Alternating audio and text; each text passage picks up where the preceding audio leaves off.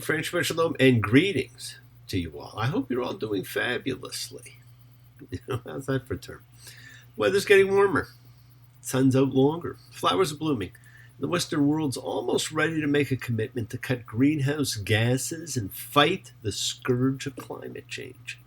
Maybe we can get more than the 10 or 12 years that some say is all we have left. My blood so mad feels like coagulating. I'm sitting here just contemplating. Can't twist the truth, it knows no regulation. And a handful of senators don't pass legislation.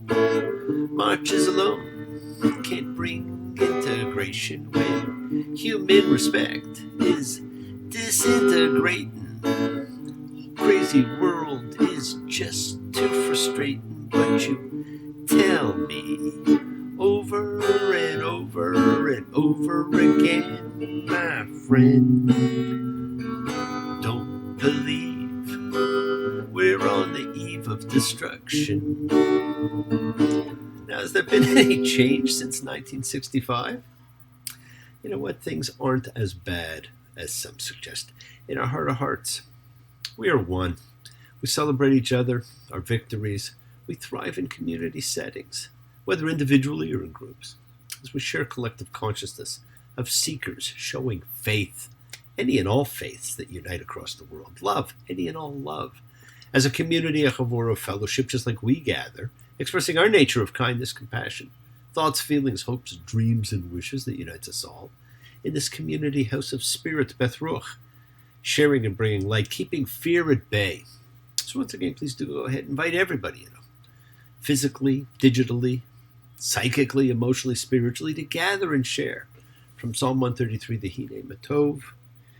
Acharei Mot Kedushim, shevet achim gam yachad. Acharei Mot Kedushim, shevet achim gam yachad. How good and how pleasant it is for brothers and sisters together. Community. Community. Community. Together. Let's all spread some love, some goodwill, and fellowship to the world together, my friends. Remember, this is your setting aside just a little bit of sacred time in your own sacred space to honor and converse with whoever, whatever you happen to believe in. We all believe in something. It's a part of your kavanah. It's your intention that you put out to the universe. It is your goodwill. Let's take the time now. Send some of that goodwill, some light and some healing out to whoever you know that needs it. Healing and renewal for everybody. Floats through space, finding those in need. So send it out for those you know and for the souls and spirits of everybody you love. So think of whoever that needs healing and renewal and love or just plain goodwill. Focus on them. Call their names. It's not just for people, it's for our pets. It's for the earth. It is the healing of the world. The tikkun olam that's part of our spiritual genetic makeup. So let's send thoughts and energy for health and renewal, for goodwill, for everybody. They don't have to be sick, my friends. It's for those in our hearts and our minds. For Minnie, Billy, for Ryan, for Dieter, for Frank, for Ann, for the bee. Friends, it is the kindness, the healing wishes, the goodwill, and the love we all send out. It just circles the world, finding those in need. So thank you, each of you, for all you do, for all you care. Because the world is a world of spirit, and spirit, my friends, never dies. Me, Shabbat, Avotenu, Makor Characha, Limotenu, may the source of strength bless the ones before us. Help us find the courage. Make our lives a blessing. The renewal of body. The renewal of spirit. Let us say, Amen. Mishaberach, let us all have our spirits renewed, because this is the great prayer for healing, which we call upon God to heal as He is healed before. Mishaberach, may He who blessed, because all healing's a blessing. Let's all send and receive healing and renewal energy in our efforts to love, to share, to care. to grow. We love life. We want to live it to its fullest. Now, I'm reminded of something Gandhi said. Now, whether he really said it or not, I can't say. I wasn't with him at the time. Live as if you were to die tomorrow. Learn as if you were to live forever. Friends, live life to the fullest and never stop learning. You can learn until the moment of death, when you cross that veiled threshold and continue in another form. Life and learning go hand in hand, and with them comes change. Now, funnily enough, I was talking to my dear friend Polito a couple of weeks ago about that. And something came up, and I specifically mentioned this double parsha. Again, we have another one this week that we're going to be reading today. We were talking about how some people freely speak their minds, giving the good or bad about people or things, but only if true, only if actual. How some people aren't true to their relationships. Sometimes just pretend. Like they pretend sometimes the other person's an angel even when they don't think so. And we see that this week when we read Acharei Mot Kedushim, after the death, holy. After people die, we make them holy. We speak of them as if they were saints. We did not treat them that way when alive. So either we disrespected them then, or we're pretending now. This is a perfect example of why Parsha titles can be so misleading. The titles were hundreds of years after the Bible was first written. And it was written without chapter breaks. So where they fall is just one of those things. But in this case, it's a reminder to be honorable in our approach to others, and to be true to them, and to be true to ourselves all the time. Tell those you love that you love them, that they have meaning. Don't wait for them to die to talk about them or say nice things. This parsha starts simply enough, but it's not really about what the title suggests. Leviticus 16:1. And the Lord spoke to Moses after the death of Aaron's two sons, when they came forward in front of the Lord and died. I mean, that's it. That's all it says about after death. Leviticus is a book of instruction, and that's what you always have to keep in mind as you read it. So immediately after this sentence, we go back into instruction. Instructions on the slaughtering of animals. Instructions on sexual relations, on ritual and moral holiness, and two other very significant items. First, we're told about not eating blood. It is the energy of life. The Spirit of God flows through our blood. Maybe that's why vampires need blood to live. It's not the blood. It's the spirit of life, and blood is simply the delivery system. See, you have to see the bigger picture. And the sacrificial laws, which is what Leviticus is really all about, recognize that this involves the taking of life. And they decree that life cannot be taken as a secular act of slaughter. It has to be done in setting that reflects sensitivity to what's at stake. And indicated that this is the orientation of the Levitical law is that it permits one to hunt game animals such as deer, which can't easily be led to an altar. But then one must perform the act of pouring off the blood of the animal because it is nephesh, the life force, is in the blood. Yeah, we all need someone we can bleed on. And if you want it, you can bleed on me. We all need someone we can bleed on. And if you want it, why don't you bleed on me?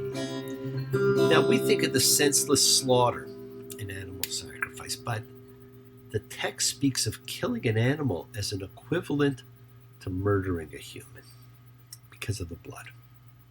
Leviticus 17:11, because the flesh's life is in the blood, and I've given it to you on the altar to make atonement over your lives, because it is the blood that makes atonement for life.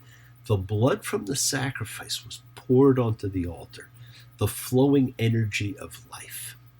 That leads us to the second thing. This last quote tells you the energy of life, the ebb and flow, brings atonement. The instructions again for the Day of Atonement are given. The day that is the current holiest day of the year. Atone. comes from the combination in Middle English of at and on, and the latter of which, on, is an old variant of one. So it's at one. Together that means in harmony. And in current English, we use at one with a very similar suggestion of harmony in such phrases as like at one with nature. Now, when it first entered English, atone meant to reconcile, and it suggested the restoration of a peaceful and harmonious state between people or groups. There's no difference in presentation of this ritual and sacrifice than any other, but we've taken this day and we have elevated it to the position of preeminence among all the holy days, surpassing the day of freedom, which was the preeminent day of the Torah, because forgiveness trumps freedom. Leviticus 16:5. And he shall take from the congregation of the children of Israel two goats for a sin offering, one ram for a burnt offering, and Aaron shall bring forward the bull of the sin offering that is his, and shall make atonement for himself and for his house. We know this annual story so well. Leviticus 16:8. And Aaron shall cast lots on the two goats, one lot for the Lord, one lot for Azazel. It's our annual scapegoat sacrifice, but let's look at what happens. Why do we feel the need to atone? What is it that we're actually atoning for? Yes, we want harmony with the forces of universal energy. Something holds us back. It's about the guilt we carry, the guilt we condemn upon ourselves. What do we do to ourselves by carrying around guilt? Not usually a lot of good, but like the power, the energy of anger, we can use guilt to actually make ourselves better. Right? It's all depending on what we do with it. Not guilty for getting in your way while you're trying to steal the day. Not guilty,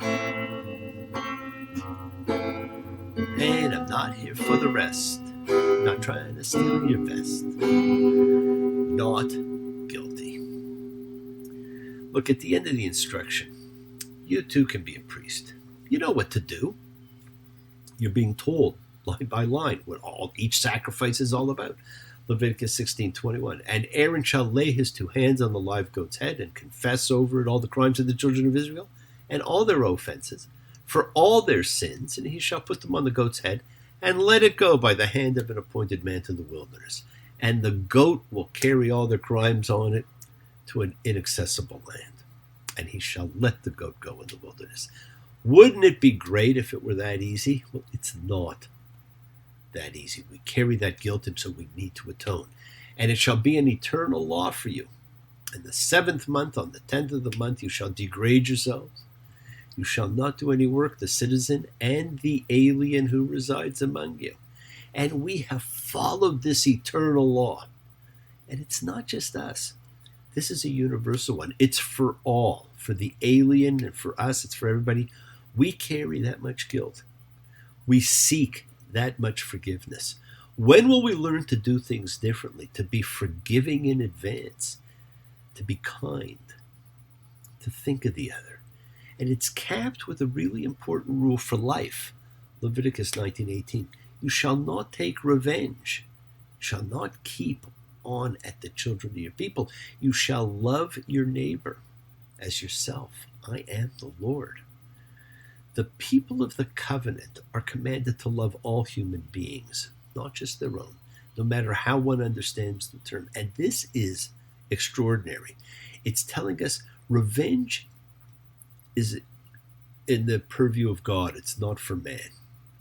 We to love everybody. The law of Leviticus is infused with this notion of distinction, and I've been talking about that, between priest and layperson, between holy and secular, between pure and impure, between Israel and other nations even, between good and bad, and sometimes simply between permitted and forbidden, like with foods, with no reasons given, no whys. But Leviticus does include one exception to the pervasive idea of differentiating, which, ironically, I think is the most famous line in the book, namely, love your neighbor as yourself. Yes, my friends, the world is sacred. So is everything in it. Express your gratitude, light a candle, make a wish. Celebrate your life and the lives of those you love. Share your feelings with them. Live free, be free, honor your freedom, be well, be happy, be blessed. Share and honor the light and all who live in the light and continue to shine. Continue to send everybody you know goodwill and love. Pray for peace and freedom for everybody. And end to terror and hatred. Remember, friends, we're a community. We learn together, we celebrate each other, we love each other. We share this right together, men and women equally. So let's send out love, not fear. Send out peace, harmony, goodwill, and healing to all who need it. And please do learn to forgive and learn to love, including yourself. Open your hearts. Honor the relationships of your life. Tell those you love that you love them. Take advantage of the time you have. Enjoy your journey, because we take the twists and turns and the patterns that weave through the fabric of our lives in our efforts to grow, to learn, to be, to love. So please do love. Now bless you all. Have a fantastic week, a week of love and light, a week of peace, a week of miracles. Examine your intentions. Use your intention to imprint your will on the universe, because we set in motion everything that happens in our lives. It is our intention, our Kavana, our cause, our effect. Everything's linked. As I said, you always have time to forgive and to be forgiven. You have the knowledge of what's good and bad. So acknowledge what you've done wrong to yourself, to God, and to any person you've wronged, and ask forgiveness. Do so with sincerity, accountability, and vulnerability. Forgive those who've hurt you as you learn to be forgiving and compassionate, because the secret of forgiveness, compassion, and peace is in acceptance. Can you accept yourself, other people in the world just as they are? Can you accept life as it is without trying to control it? If you do, you can experience the peace that acceptance brings. So do not stop your journey. Do not stop moving towards your promised land. It's there waiting for you. Keep on dreaming. Keep on being. Keep sharing. Keep shining. Keep teaching. Keep spreading joy and goodwill. Do not follow fear, my friends. Follow love. It's always in front of you. And remember to have faith, an unwavering adherence to principle, just as I have faith in the principle of love and of all of you. Act with purity of heart and mind. Despise none. Defraud none. Hate none. Cherish everybody. Honor every child of God, every creature of the earth. May all people know peace this year, and may you nurture kindness and love everywhere you go. Work to be present in the body. Expand your heart, quiet your mind, because the deepest source of real power lies in consciousness and your ability to be mindful, to be aware, to be present in all of life's circumstances. So make the most of your time in this life and continue to touch and transform lives around you. You're never alone. You're forever blessed, and you have the ability to bring blessings to everybody you meet. Health, love, and renewal to everybody you come across. We're all energy, and energy cannot be destroyed. It can only be transformed. Friends, your words are your power to transform, to love, to bless. So be generous. Bless others and bless yourself, and love with the heart, because we're all part of the greater whole. And please embrace love, not fear, forgiveness, not anger. Be there for someone, because someone's always there for you, whether you know it or not. And continue to explore faith and belief, and never accept shame as a natural state. Whatever you feel others have felt, whatever you've experienced, others have too. We share together. We learn together. We help each other, each of us, trying to find love and acceptance and support. We all have or could have that special someone in our lives. So find them. Tell them what they mean. And remember, you're never alone on your journey. There's always somebody there with you. And keep forgiving those you need to forgive. And keep asking forgiveness from those you need to ask forgiveness of. Continue to ask why. And make sure you love and support everybody as you do yourself and as you would want them to. No matter what you are, I will always be with you. Doesn't matter what you do, girl. Ooh, girl, with you. Now, thank you for joining me, my friends. Keep sharing the light. Practice forgiveness. Be thankful, be gracious, be kind, be loving, and believe in yourself. Continue to spread a little goodwill in the world, and continue to be a miracle in somebody else's life. Shabbat shalom, and blessings to you all. Take care. Thanks. Bye.